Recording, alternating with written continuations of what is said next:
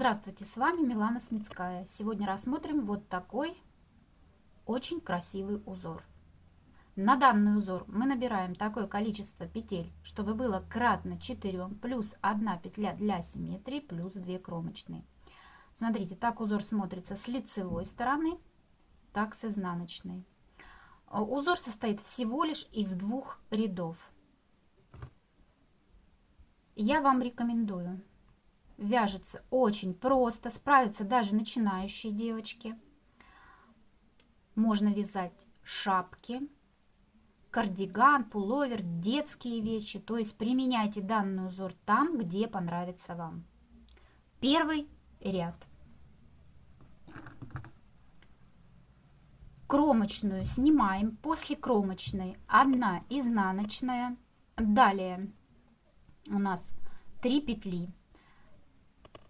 Первую петлю мы вяжем лицевой, затем 2 петли у нас осталось, вяжем вторую лицевой, затем первую. Все, далее повторяем узор до конца ряда, столько, сколько нужно вам. Снова 1 изнаночная, следом 1 лицевая, далее 2 петли, вторую вяжем лицевой, затем первую.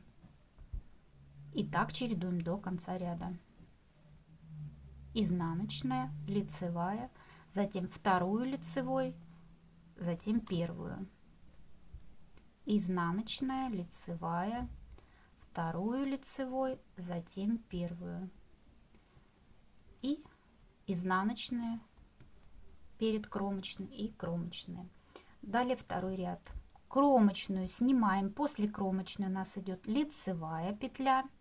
1 изнаночная, затем у нас 2 петли, вторую вяжем изнаночной, смотрите, вот так, вторую изнаночной, затем первую.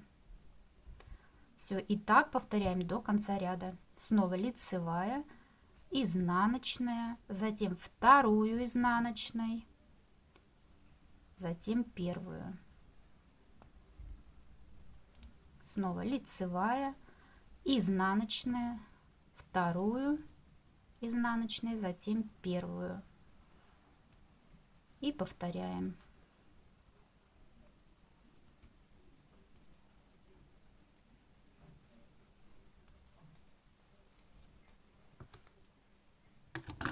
Вот смотрите, узор состоит всего лишь из 2 рядов, а смотрится вот шикарно просто.